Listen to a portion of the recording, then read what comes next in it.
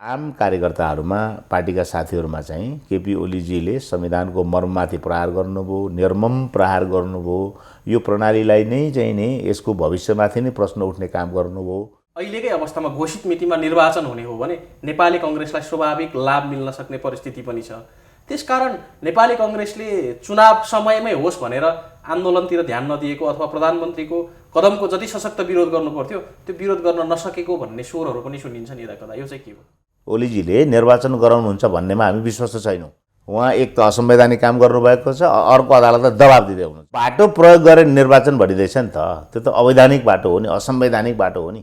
आफ्नो निज स्वार्थमा केन्द्रित भएर राष्ट्रपतिलाई दुरुपयोग गर्नुभयो, राष्ट्रपति दुरुपयोग हुनुभयो होइन। सरकारले गरेका कमी कमजोरीहरूलाई चेक गर्नलाई, रोक्नलाई, सरकारलाई सुझाव दिनलाई संवैधानिक राष्ट्रपतिको राजाको ठाउँमा हामीले चाहिँ नि स्थापना गरे हौँ। त्यो संस्था हो, त्यो संस्थाको गरिमाको उहाँले ख्याल गर्नु भएन। पाइलटको अयोग्यताले जहाज दुर्घटनाग्रस्त भए जस्तै आज चाहिँ नि नेकपाको चाहिँ नेतृत्व, खास गरी चाहिँ नि केपी ओली अहिले जो प्रधानमन्त्री हुनुहुन्छ र अर्को चाहिँ नि पुष्पकमल दाहाल प्रचण्ड, दुवैजना। त्यसमा केपी ओलीजी अहिले असंवैधानिक कदम चालेर मुख्य दोषी हुनुहुन्छ र दोषमुक्त चाहिँ प्रचण्ड पनि हुनुहुन्न। यसमा चाहिँ नि प्रचण्ड र माधव नेपाल पनि दोषी हुनुहुन्छ। तर केपी ओलीजीले जुन बाटो रोज्नुभयो नि, यसबाट चाहिँ नि उहाँहरूको कमजोरी अहिले छायामा परेको छ। ध्यान के भयो भने सत्तामा जसरी पनि पुग्ने, प्रधानमन्त्री पदमा जसरी पनि टिक्ने, सरकारमा जसरी पनि जाने र राज्यको साधन र स्रोतलाई चाहिँ नि आफ्नो पार्टीको पक्षमा होइन, गुटको पक्षमा, गुटभन्दा पनि पहिले आफ्नो पक्षमा चाहिँ नि दुरुपयोग गर्ने होइन। हामीलाई पो राजाले बोल्न दिएनन्, तर हामी त लोकतन्त्रवादी हौँ नि त। यदि हामीले राम्रो नगर्ने हो भने त जनताले विकल्प खोज्न पाउँछ नि त। देश त लथालिङ्ग भयो। कोभिडकै यो प्रकरण पछिल्लो महामारी उदाहरण छ। त्योभन्दा अघिका दर्जनौँ घटनाहरू, काण्डहरू छन्। काण्ड अनि कोभिडको अर्को काण्ड गरेर उहाँले अहिले चाहिँ मुलुकलाई दुर्घटनाग्रस्त चाहिँ बनाउने बाटोतर्फ धकेल्नु भयो नि उहाँले।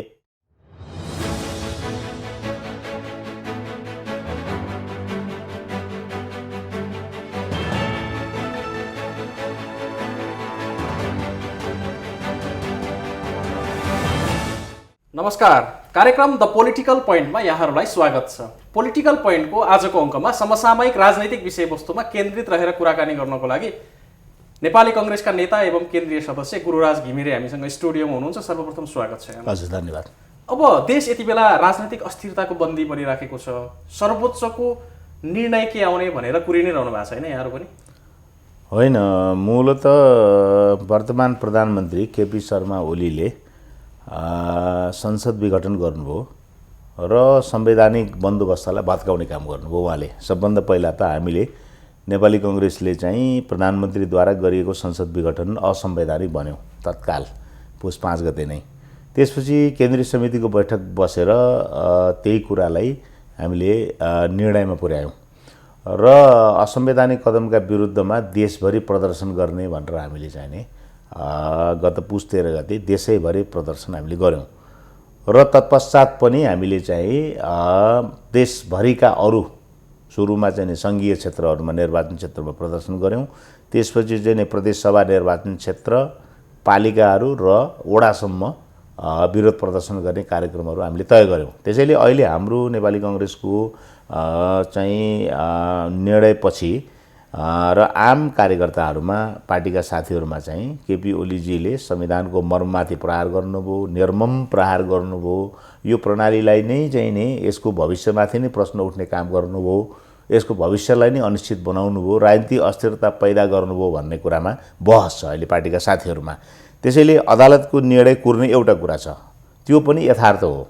अदालतमा मुद्दा परेको छ, बहस चलिरहेछ, अदालतले के गर्ला भन्ने छ र त्यसमा पनि हाम्रो आग्रह के छ अदालतलाई भने चाहिँ संविधानको मर्मभन्दा बाहिर जानु हुँदैन। अदालतले विगतको बहुदल कालको चाहिँ राजनीतिक अस्थिरतालाई दृष्टिगत गरेर त्यो बेलाको घटनालाई हेरेर प्रधानमन्त्रीले विशेषाधिकारको रूपमा प्रयोग गर्न पाउने धारालाई हामीले हटाएर त्यो बन्दोबस्तलाई चाहिँ संशोधन गरेर हामीले चाहिँ 5 वर्षसम्म चाहिँ संसदले स्थायित्व प्राप्त गरोस् र चाहिँ विशेष परिस्थितिमा बाहेक चाहिँ नि संसद विघटन नहोस् भनेर अहिलेको व्यवस्था राखेका हौँ। यसलाई नजरअन्दाज गरेर प्रधानमन्त्रीले विघटन गर्नुभयो, असंवैधानिक हो र अदालतले पनि चाहिँ यो प्रणालीलाई सुचारू गर्न संसद पुनर्स्थापना गरोस् भन्ने कुरा हामीले भनिराखेका छौँ। अर्कोतिर यहाँहरू प्रमुख प्रतिपक्षी दल पनि हुनुहुन्थ्यो। स्वाभाविक रूपमा लोकतन्त्रमा प्रमुख प्रतिपक्षी दललाई अपकमिङ गभर्मेन्ट पनि भनिन्छ। एकातिर कम्युनिस्ट सरकारको आलोचना चलिरहेको बेलामा यदि अहिलेकै अवस्थामा घोषित मितिमा निर्वाचन हुने हो भने नेपाली कङ्ग्रेसलाई स्वाभाविक लाभ मिल्न सक्ने परिस्थिति पनि छ। त्यसकारण नेपाली कङ्ग्रेसले चुनाव समयमै होस् भनेर आन्दोलनतिर ध्यान नदिएको अथवा प्रधानमन्त्रीको कदमको जति सशक्त विरोध गर्नु पर्थ्यो त्यो विरोध गर्न नसकेको भन्ने स्वरहरू पनि सुनिन्छन् यता कता। यो चाहिँ के हो? होइन, अब यसमा चाहिँ संविधानले नै गरेको व्यवस्था अनुसार चाहिँ संविधानको अन्तिम व्याख्याता हो सर्वोच्च अदालत। मुद्दा सर्वोच्च अदालतमा छ र यो हकिकत हो, यो धरातलीय यथार्थ हो अहिलेको, होइन? संवैधानिक बन्दोबस्त अनुसार अदालतले भोलि व्याख्या गर्दा कथम कदाचित चाहिँ निर्वाचनतर्फ मुलुकलाई धकेल्यो भने हामीसँग केही पनि विकल्प रहँदैन। हामीसँग त्यो बेला दुईवटा विकल्प रहन्छ। एउटा चाहिँ नि 59 सालपछि जनदबावबाट हामीले संसद पुनर्स्थापना भन्यौँ, होइन? असंवैधानिक कदम सच्याउन अदालत असफल भयो। अब हामी जनताको दबावबाट अब राष्ट्रपतिले आफूले चालेको कदम बदर गर्नुपर्छ। अदालतले भने पनि चाहिँ राजाले पुनर्स्थापना गरे जस्तो चाहिँ नि गर्नुपर्छ भनेर चाहिँ हामीले भन्नुपर्ने भयो एउटा। अर्को चाहिँ सर्वोच्चले चाहिँ निर्वाचनतर्फ अग्रसर गराए मुलुकलाई भने निर्वाचनतर्फ हामी जानुपर्छ। दुईवटा विकल्प त हामीसँग छ। त्यसैले के हो भने यो यथार्थ हो, अन्तिम व्याख्या त अदालत हो। निर्वाचनतर्फ अग्रसर गराउन पनि सक्छ, संसद पुनर्स्थापना गर्न पनि सक्छ। यो बेलामा हाम्रो ठाउँमा अरू कुनै राजनीतिक दल भए पनि गर्ने यही हो। र निर्वाचन हुँदा यदि निर्वाचनको ग्यारेन्टी हुने हो भने हामीलाई त निर्वाचन हुन्छ भन्ने लाग्दैन। ओलीजीले निर्वाचन गराउनुहुन्छ भन्नेमा हामी विश्वास छैनौँ, कम्तीमा म चाहिँ छैन। मैले त अब चुनावी सभाहरू नै सुरु गरिसकेँ, चुनावी अभियान सुरु गरिसकेँ भन्ने किसिमले देश दौडामा निस्किनु भएको छ प्रधानमन्त्री। होइन, उहाँको पार्टीभित्रको नेकपाभित्रको झगडा चाहिँ जुन चर्किँदै गएको छ, उहाँले एकले अर्कालाई निकाल्ने काम सुरु गर्नुभएको छ र एकअर्काका आयोजनाहरूको प्रतिस्पर्धा छ अहिले देशभरि। त्यो एउटा गुटकोमा सर्वोच्च नेता हो, होइन? ती आयोजनाहरूमा सहभागी हुँदै हुनुहुन्छ र उहाँ उल्टै अदालतलाई धम्क्याउँदै हुनुहुन्छ। प्रधानमन्त्रीजी पुनर्स्थापना गर्नै सक्दैन भन्दै हुनुहुन्छ। उहाँ को हो, होइन? पहिला पनि व्हाइट बडीमा कसैले भ्रष्टाचारै गरेको छैन भन्दै हुनुहुन्थ्यो। उहाँ पहिल्यै चाहिँ पूर्वानुमान गरेर चाहिँ नि बोल्नुहुन्छ र अहिले अदालतलाई डिक्टेट गर्दै हुनुहुन्छ उहाँ, होइन? उहाँ एक त असंवैधानिक काम गर्नुभएको छ, अर्को अदालतलाई दबाब दिँदै हुनुहुन्छ त्यो आयोजनाहरू मार्फत। त्यसो भएको हुनाले ती चाहिँ नि चुनावी सभा होइनन् र उहाँको चाहिँ मनमा वैशाखमा कतै पनि मनको कुनै कुनामा पनि चुनाव गराउने योजना छैन। त्यो कमिटमेन्ट प्रतिबद्धता उहाँको छैन। त्यसैले हामी सँगसँगै अहिले जुन विरोध कार्यक्रम लिएर गएका छौँ, यो अदालतले संसद पुनर्स्थापना गरोस् र संविधानलाई सही ट्र्याकमा चाहिँ सही बाटोमा फर्काओस् भन्ने हो एउटा कुरा, संसद बिउत आएर। अर्को चाहिँ कथम कदाचित निर्वाचनमा गयो भने वैशाखमै निर्वाचन होस् भन्ने हो अर्को के दबाब पनि हो यो। किनभने यो कुरामा मैले जिब्रो चपाउनै हुँदैन। वैशाखमा निर्वाचन गराउन सक्ने सम्भावना चाहिँ कतिको देख्नुहुन्छ यहाँहरूले? यहाँहरूको विश्लेषण? हामी देख्दैनौँ, म चाहिँ देख्दिनँ। त्यसैले संसद पुनर्स्थापनातर्फ नै हामी सोचिनुपर्छ। म किन देख्दिनँ भने अहिले चाहिँ सर्वोच्चले अब यसलाई चाहिँ अन्तिम टुङ्गो लगाउन कति दिन लगाउँछ ठेगान छैन। अब नेकपाको दुईवटा घटकको झगडा निर्वाचन आयोगमा छ। निर्वाचन आयोगले नाम र चुनाव चिन्ह दिनुपर्छ। नाम र चुनाव चिन्हका विषयमा पनि उहाँहरूको चित्त बुझ्दैन, एउटा घटकको चित्त बुझ्दैन। दुवैले सूर्य एउटा पक्ष त अदालत जाने भयो अनि एउटा पक्ष अदालत जान्छ। अदालत गइसकेपछि फेरि त्यो चाहिँ नि बहस हुन्छ। बहस हुँदा 1.5 महिना लाग्ला फेरि, होइन? त्यसपछि त निर्वाचन आयोगलाई चाहिने समय त पर्याप्त हुँदैन। त्यसैले वैशाख 17 र 27 जुन छ यो मितिमा चुनाव हुन्छ भन्ने हामीलाई लाग्दैन। र अर्को कुरा के हो भने त्यसपछि पनि 6 महिनाभित्र भनेको छ नि त। पुस 5 गतेको 6 महिना भने त असारतिर पुग्छ, होइन? 2 महिना समय रहन्छ र त्यो संविधानले भनेको 6 महिनाभित्र पनि चुनाव हुन्छ भन्ने हामीलाई चाहिँ लाग्दैन। पर्सनली मलाई लाग्दैन। तर के हो भने नेपाली कङ्ग्रेसले जुन चाहिँ अहिले निर्णय गरेको छ त्यसले चाहिँ के गर्छ भने संविधानलाई सुचारू गर्ने दिशातर्फ अदालतलाई अगाडि बढ्नका लागि चाहिँ नि विनम्रतापूर्वक हामीले आग्रह गरेका छौँ। अर्कोतिर यहाँहरूले प्रत्येक वडा तहसम्म गएर सरकारको विरोध गर्नुभयो। एक थरी मान्छेहरूले चाहिँ के टिप्पणी गर्छन् भने यहाँहरूले सरकारको विरोध चाहिँ कर्मकाण्डी रूपमा गर्नुभयो, तर सरकारले गरेको निर्वाचनको घोषणालाई लिएर निर्वाचनको पहिलो रिहर्सल गर्नुभयो भन्ने खालको टिप्पणी पनि आउँछन् नि। यो खास गरी अहिलेको सत्ता समर्थकहरूबाट यो कुराहरू सुन्नमा आउँछ। होइन, अब राजनीतिक स्वार्थको कुरा गर्ने हो भने विपक्षी दलको बारेमा तपाईँले भनिहाल्नुभयो। सरकारमा जान खुट्टा उचालिराखेको, पर्खिराखेको, होइन? समयभन्दा छिटै वेटिङ गभर्मेन्टको रूपबाट लिइन्छ विपक्षी दललाई। भनेपछि चाहिँ राजनीतिक स्वार्थ हेर्ने हो भने चाहिँ नि हामी निर्वाचन र त्यसपछि हाम्रो जुन अहिले विगतको जुन जनमत चाहिँ हाम्रो खस्केको जनमतलाई हामीले चाहिँ नि फेरि रिगेन गर्ने हैन, फेरि हामीले चाहिँ प्राप्त गर्ने र चाहिँ निर्वाचनबाट ठुलो दल भएर अथवा चाहिँ नि बहुमत ल्याएर सरकारमा जाने कुरा आउँछ। तर जसरी संविधानलाई भत्काउने काम भएको छ हैन, जसरी प्रधानमन्त्रीले जबरजस्ती निर्वाचन भन्दै हुनुहुन्छ, त्यो त जुन बाटो प्रयोग गरेर निर्वाचन भनिँदैछ नि त, त्यो त अवैधानिक बाटो हो नि, असंवैधानिक बाटो हो नि। त्यसैले पहिलो ध्यान के हो भने प्रधानमन्त्रीले चालेको असंवैधानिक कदमलाई सच्याउनुपर्छ भन्ने कुरा हो कि पहिलो प्राथमिकता क्रममा नम्बर 1 प्रधानमन्त्रीले चालेको असंवैधानिक कदम सच्याउनुपर्छ र यो संविधानलाई सुचारू गर्नुपर्छ। उहाँले छेदविच्छेद बनाउन कोसिस गर्नुभयो, आफ्नो निज स्वार्थमा केन्द्रित भएर राष्ट्रपतिलाई दुरुपयोग गर्नुभयो, राष्ट्रपति दुरुपयोग हुनुभयो हैन। सरकारले गरेका कमी कमजोरीहरूलाई चेक गर्नलाई, रोक्नलाई, सरकारलाई सुझाव दिनलाई संवैधानिक राष्ट्रपतिको राजाको ठाउँमा हामीले चाहिँ स्थापना गरे हौँ। त्यो संस्था हो, त्यो संस्थाको गरिमाको उहाँले ख्याल गर्नु भएन र उहाँले चाहिँ नि प्रधानमन्त्रीको सिफारिसलाई चाहिँ नि मोहर लगाइदिनु भयो। त्यसैले यो जुन कदम चालिएको छ प्रधानमन्त्रीको सिफारिस र राष्ट्रपतिको सदर, यसलाई सच्याएर संविधानलाई सुचारू गर्नुपर्छ। हाम्रो प्राथमिकता नम्बर 1 त्यही हो। अब नम्बर 2 चाहिँ निर्वाचनमा जबरजस्ती मुलुक धकेलेर उहाँले लिएर जानुभयो भने त प्रतिपक्षी दलले के गर्न सक्छ अरू? कि त संसद पुनर्स्थापनाको आन्दोलन गर्नु पर्यो। त्यो विषयमा पार्टीले निर्णय गर्ला। भोलि असंवैधानिक भनेको छ, असंवैधानिक भनेर निर्वाचन तोकिएको तर्फ नजाने, संसद पुनर्स्थापनातर्फ जाने भन्यो पार्टीले भने हामी त्यतै जान्छौँ हैन। पार्टीले होइन निर्वाचनलाई स्वीकार गर्नुपर्छ। अब 15 सालमा पनि चाहिँ नेपाली कांग्रेसले चाहिँ संविधान सभाको निर्वाचन भनेको थियो 7 सालदेखि, क्रान्तिको एजेन्डै थियो। तर राजाले चाहिँ संसदको निर्वाचन गराएपछि हामीले स्वीकार गरेर गयौँ। अब हामी स्वीकार गरौँ भन्ने निर्णय गर्ला हैन। निर्णय त केन्द्रीय समितिले गर्नै पर्छ, या होइन यो असंवैधानिक कदमबाट हुने निर्वाचन हामी स्वीकार गर्दैनौँ, हामी चाहिँ संसद पुनर्स्थापना भनेरै जानुपर्छ भन्ला पार्टीले। त्यो चाहिँ पार्टीले गर्ने निर्णयमा भर पर्छ। अब अर्कोतिर खास गरेर दुईवटा ठुला कम्युनिस्ट पार्टीहरू तत्कालीन नेकपा एमाले र माओवादी केन्द्रबीचको एकतालाई लिएर यहाँहरूले एकताकै बेलामा पनि यो अपवित्र एकता हो अथवा यो प्राकृतिक एकता होइन, सत्ताकै लागि हो भन्ने खालको टिप्पणीहरू कांग्रेसका नेताहरूबाट आइरह्यो। यहाँहरूले त्यो कुरालाई उठान गरिराख्नु भएको थियो। अब अहिले परिणाम पनि त्यही देखियो।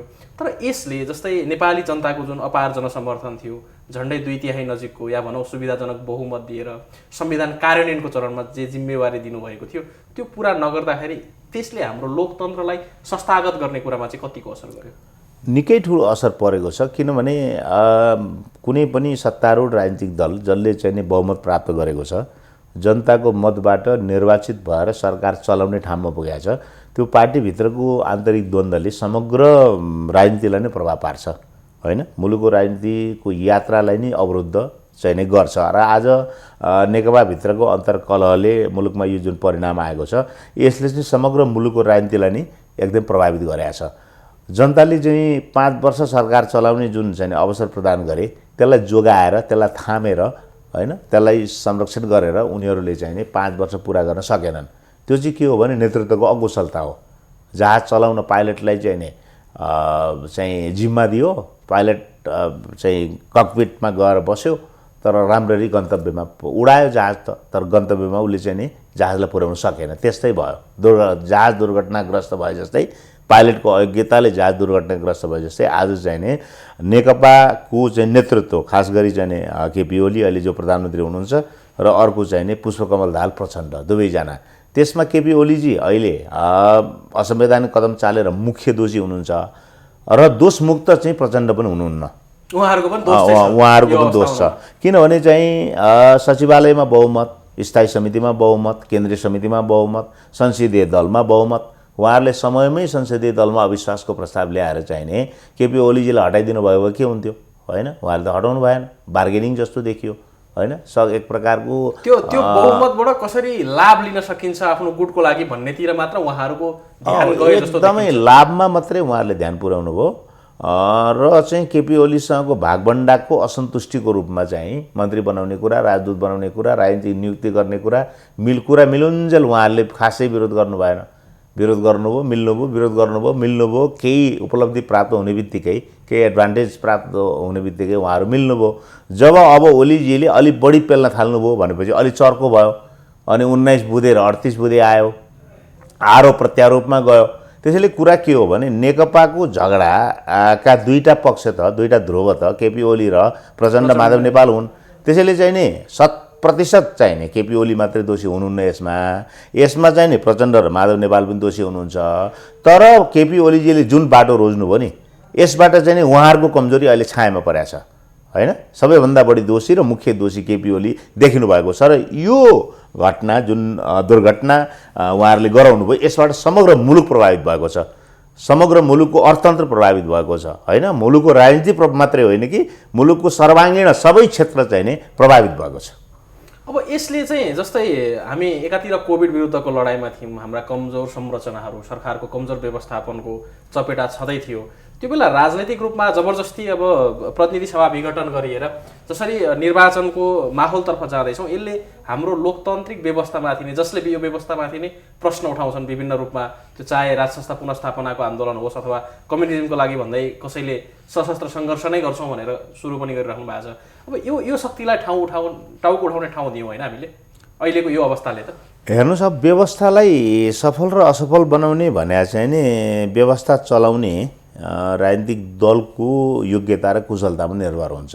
हेर्नुहोस्, अहिलेको राजनीतिक प्रणालीलाई सबभन्दा राम्रो उत्तम राजनीतिक प्रणाली भनेर सबै दलको सहमतिमा हामीलाई लोकतन्त्रले पनि पुगेन नि त, प्रजातन्त्रले पुगेन हैन। परम्परागत संसदीय प्रणाली भन्दा अलिकति केही परिष्कृत, केही संशोधित संसदीय प्रणाली भनेर हामीले चाहिँ नि सङ्घीय, समावेशी, गणतन्त्रात्मक, लोकतान्त्रिक हैन, जे भन्नु छ, जे विशेषता र हामीले चाहिँ नि उपाधि दिनु छ, यसलाई विभूषित गर्नु छ, ती सबै कुराले भैमा मण्डित गरेर विभूषित गरेर यो प्रणाली हामीले चाहिँ नि अगाडि बढायौँ। तर यो प्रणाली चलाउने भने त व्यक्तिले हो, मान्छेले हो हैन। त्यो मान्छेको योग्यतामा भर पर्दो रहेछ कि कुनै प्रणाली सफल हुने असफल हुने।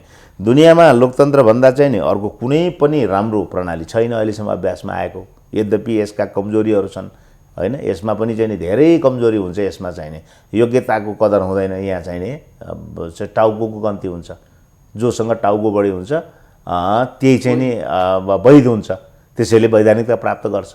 जसरी सुकै होस्, भोट जसले बढी ल्याए उसैले जित्छ।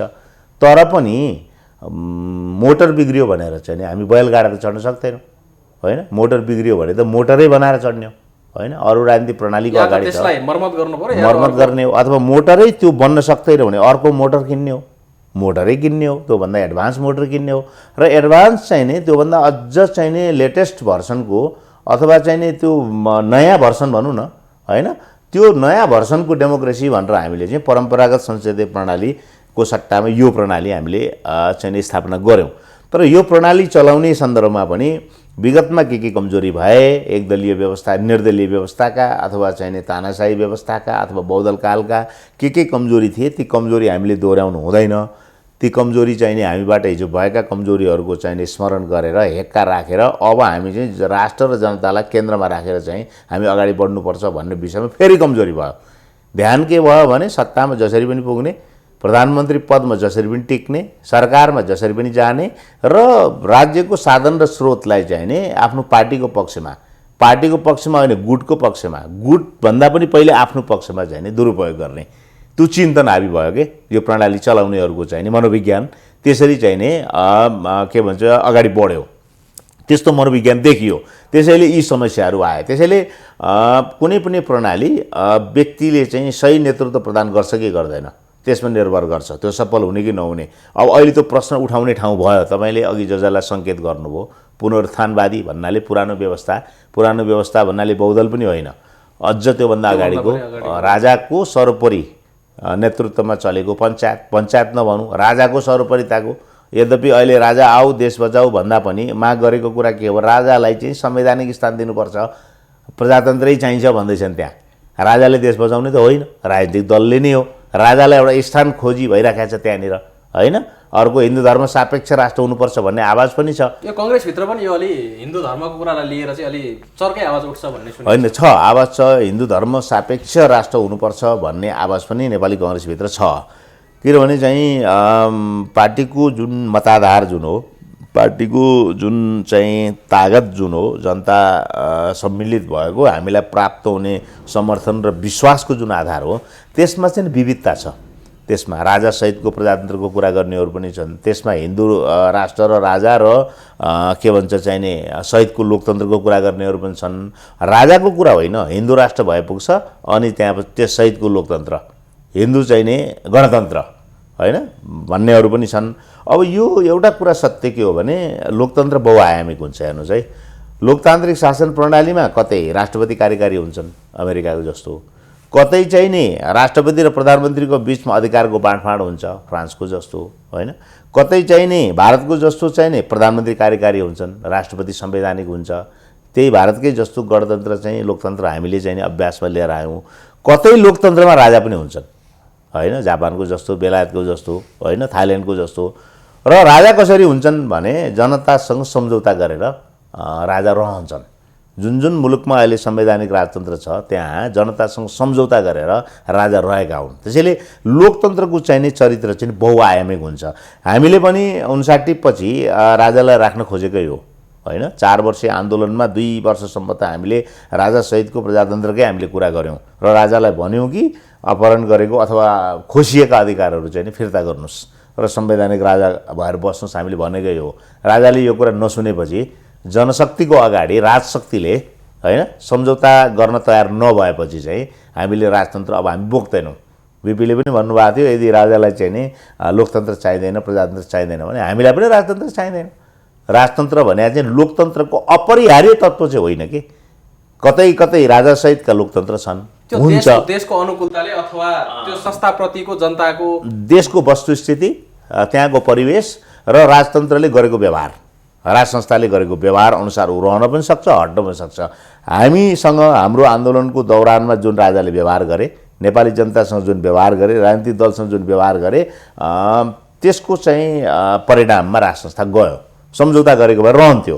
त्यसैले भोलि अब सडकमा नारा लागिरहेको छ, बहुमत जनता, बहुसङ्ख्यक जनता, मुलुकका सम्पूर्ण जनताले नै यो गणतन्त्र चलाउनलाई राजनीतिक दल असफल भए, नेता असफल भए, चलाउनै सकेनन् होइन, स्वार्थमा केन्द्रित भए, सत्ता लिप्सामा केन्द्रित भए होइन, आपसी झगडा चाहिँ नि सत्ताका लागि मात्रै देखियो भने त भोलि त राजतन्त्रको सान्दर्भिकता बढेर जान सक्ला नि हिजो फालिए पनि। त्यसैले सडकमा लागेको नारालाई पनि नजरअन्दाज चाहिँ हामीले गर्नु हुँदैन कि यो, किनभने डेमोक्रेसीको विविधता मध्येको एउटा कुरा हो। भन्न पाउँछन् नि त उनीहरूले, कुरा गर्न पाउँछन्, आफूलाई लागेको कुरा भन्न पाउँछन् नि। हामीलाई पो पञ्चायतले बोल्न दिएन, मुख थुन्न खोज्यो होइन, हामीलाई पो राजाले बोल्न दिएनन्। तर हामी त लोकतन्त्रवादी हौँ नि त। यदि हामीले राम्रो नगर्ने हो भने त जनताले विकल्प खोज्न पाउँछ नि त होइन। ओलीजीले 3 वर्ष शासन चलाउँदाखेरि चाहिँ नि जुन वितृष्णा उत्पन्न भयो नि, कारण के हो त भन्दा मुलुकको नेतृत्व हो नि, ओलीजी हो नि। अहिले जतिसुकै उहाँले देश विदेशमा व्याख्यान दिए पनि, जतिसुकै ठुलो कुरा गरे पनि मुलुक राम्रो चलाउनु भयो र? देश त लथालिङ्ग भयो। कोभिडकै यो प्रकरण पछिल्लो महामारी उदाहरण छ। त्योभन्दा अघिका दर्जनौँ घटनाहरू, काण्डहरू छन्, काण्डै काण्ड, अनि कोभिडको अर्को काण्ड गरेर उहाँले अहिले चाहिँ मुलुकलाई दुर्घटनाग्रस्त चाहिँ बनाउने बाटोतर्फ धकेल्नु भयो नि, उहाँले बनाउनु भयो नि मुलुकलाई। अनि अरूलाई शिक्षा दिएर के हुन्छ? अन्तर्राष्ट्रिय मिडियालाई शिक्षा दिएर के हुन्छ? त्यो त देखाउने घरेलु अवस्था नै छैन भने मैले चाहिँ विभिन्न माध्यम, सञ्चार माध्यममा भने पनि छु, कतिपय चाहिँ सन्तहरूले चाहिँ नि सच्चरित्रको चाहिँ नि बखान गर्छन्, एकदमै असल हुनुपर्छ, सद्विचार, सद्व्यवहार, कति राम्रो प्रवचन हुन्छ। तर ती पछि गएर आसाराम भएर निस्किन्छन् होइन, हामीले देखाएको छौँ नि। त्यसैले व्यक्तिले के बोल्छ होइन, व्यक्तिले के गर्छ, उसको व्यवहार कस्तो हुन्छ, चरित्र चाहिँ व्यवहारले प्रमाणित गर्नुपर्छ। र डेमोक्रेसी भनेको, लोकतन्त्र भनेको फलाक्ने व्यवस्था होइन। लोकतन्त्र भनेको व्यवहारले सिद्ध गर्ने, आवरण होइन। लोकतन्त्र भनेको आचरण हो। आचरण चाहिँ एकातिर छ, अनि त्यहाँबाट आवरण चाहिँ नि घनघोर प्रजातन्त्रवादी भएर कसरी हुन्छ? त्यो कुरा उहाँले सक्नु भएन। अर्कोतिर संसद विघटन भइसकेपछि, खास गरेर प्रधानमन्त्रीले प्रतिनिधि सभा विघटन गर्नु भएपछि संवैधानिक रूपमा एउटा अधिवेशनदेखि अर्को अधिवेशनको मिति 6 महिना कट्न नमिल्ने हाम्रो संवैधानिक व्यवस्था छ। त्यो कटेपछि संसद कसले बोलाउने भन्ने कुराको कुनै ठोस व्यवस्था छैन संविधानमा। मूलतः सरकारले बोलाउने नै हो भनिन्छ, तर पनि त्यो अभ्यास रहेको हो, संविधानमा लिखित व्यवस्था थिएन। त्यो बिचमा सभामुखले, उहाँ त पार्लियामेन्टको त हेड हुनुभयो, सभामुखले संसद आह्वान गर्न सक्ने अवस्था चाहिँ थियो? उहाँहरू त संसद जीवित छ, अथवा तपाईँहरू पनि सायद संसद जीवित छै भनेर दाबी गर्नुहुन्छ भने त सभामुखले संसद बैठक चाहिँ किन बोलाउनु भएन? त्यतातिर ध्यान गएन? अब यसो हो, वास्तवमा संविधानले 6 महिनाभित्र एक अधिवेशन र अर्को अधिवेशनको चाहिँ नि अवधि चाहिँ 6 महिनाभन्दा ज्यादा हुनु हुँदैन भन्ने जुन व्यवस्था गरेको छ, सायद संविधानले चाहिँ त्यस्तो सोचेन कि 6 महिनाभन्दा चाहिँ समयको अन्तराल ज्यादा चाहिँ कसैले गर्ला अथवा नबोलाउला संसद, अथवा 6 महिनाको अन्तराल क्रस होला, नाग्ला, त्यो समयावधि नाग्ला भन्ने कल्पना गरेन होइन। यस्तो दुर्घटना होला भन्ने परिकल्पना गरेन। अब यसपालि चाहिँ नि घटनाक्रम त्यतातिर गयो, मोडियो भनेपछि तपाईँले भन्नुभएको कुरा, सभामुखले चाहिँ नि हेड अफ द पार्लियामेन्ट, प्रतिनिधि सभाको प्रमुख भएको नाताले उहाँले त्यसो गरेको भए पनि हुन्थ्यो कि भन्ने प्रश्न पनि उठ्या छ, जस्तो तपाईँले उठाउनु भयो, अरू मान्छेहरूले पनि यो कुरा गरेका छन्। भनेपछि यो चाहिँ पार्टीको उहाँहरूको आन्तरिक झगडामा सायद उहाँले त्यो ख्याल गर्नु भएन होला, अथवा त्यसरी बोलाउने प्रावधान नभएको हुनाले मैले कसरी बोलाउने त, मैले बोलाउने प्रावधानै छैन भनेर उहाँ अल्मलिनु भयो होला। अर्को कानुनी प्रश्न उठ्ला, संवैधानिक प्रश्न उठ्ला, भोलि त्यो चाहिँ एकदम विवादित मुद्दा बल्ला भनेर सायद उहाँले नबोलाउनु भएको होला। हामी कुराकानीको अन्त्यमा पनि छौँ। जाँदा जाँदै हाम्रो कार्यक्रम हेरेर बसिरहनुभएका दर्शकहरूलाई, नेपाली कङ्ग्रेसका आम शुभचिन्तकहरूलाई, नेपाली नागरिकहरूलाई जो यति बेला राजनीतिक अस्थिरतामा अब के हुन्छ भनेर बसिरहनु भएको छ, उहाँहरूलाई चाहिँ के भन्न चाहनुहुन्छ? होइन, अब यो वास्तवमा चाहिँ मुलुकमा भएका निरन्तरका राजनीतिक आन्दोलनहरू जनताकै बलमा भएका हुन्। पछिल्लो 62-63को ऐतिहासिक युगान्तकारी परिवर्तन पनि जनताकै बलमा भएको हो र त्यसलाई राजनीतिक दलहरूले अगुवाई गरेका हुन् र हामीले स्थापना गरेको सङ्घीय समावेशी लोकतान्त्रिक जुन यो प्रणाली हो, गणतन्त्रात्मक प्रणाली, योभन्दा अर्को उन्नत राजनीतिक प्रणाली छैन। त्यसैले जनताले चाहिँ नि यो प्रणालीको जगेर्ना गर्नका निम्ति चाहिँ नि खबरदारी गरिरहनुपर्छ र एउटा राजनीतिक दल खराब भयो भन्दैमा चाहिँ नि समग्र प्रणाली नै खराब भयो भन्न मिल्दैन। यो अहिले गरेको गल्ती, कमजोरी केपी ओलीजीले गर्नुभएको हो, नेकपाको एउटा घटक, एउटा गुटले गरेको हो। त्यो पार्टीभित्र पनि अधिकांश चाहिँ नि नेता कार्यकर्ताहरू चाहिँ नि अहिले भएको दुर्घटनाको विरुद्धमा छन्। सम्पूर्ण मुलुक एकातिर छ, संविधानविद, कानुन व्यवसायी, नागरिक समाज, सचेत अन्य नागरिकहरू पनि यो कदमका विपक्षमा छन्। त्यसैले अहिलेको घटनालाई चाहिँ नेपाली दाजुभाइ दिदीबहिनीहरूले यसलाई गम्भीर रूपमा लिएर बुझेर होइन, सर्वोच्च अदालतले चाहिँ यो संविधानलाई अहिलेको हाम्रो प्रावधानलाई चाहिँ नि अक्षरशः चाहिँ अगाडि बढाउनका निम्ति, यो प्रणालीलाई सुचारू गर्नका निम्ति संसद बिउताउनुपर्छ, संसदको पुनर्स्थापना गर्नुपर्छ भन्ने तर्फै चाहिँ नि जनमत चाहिँ नि अगाडि बढोस् र नेपाली जनताले यो विषयलाई नै अगाडि बढाउन्। त्यसबाट मात्रै चाहिँ नि नेपालको हित छ होइन, नेपाल राष्ट्रको हित छ, आउने पुस्ताको हित छ। नत्र चाहिँ नि प्रणाली नै गयो भने चाहिँ नि मुलुक अँध्यारो सुरुङमा पस्छ। यो कुरामा चाहिँ नेपाली जनताले खबरदारी गरिरहनुपर्छ। हामी नेपाली जनता सँगै छौँ। यो राष्ट्रलाई चाहिँ नि समृद्ध बनाउने, उन्नत बनाउने र नेपाली जनतालाई चाहिँ नि सुख दिने हाम्रो जुन सङ्कल्प हो, त्यो सङ्कल्प जीवित छ र यसमा हामी चाहिँ निरन्तर चाहिँ नि लागिरहनेछौँ। समय र विचारको लागि विशेष धन्यवाद।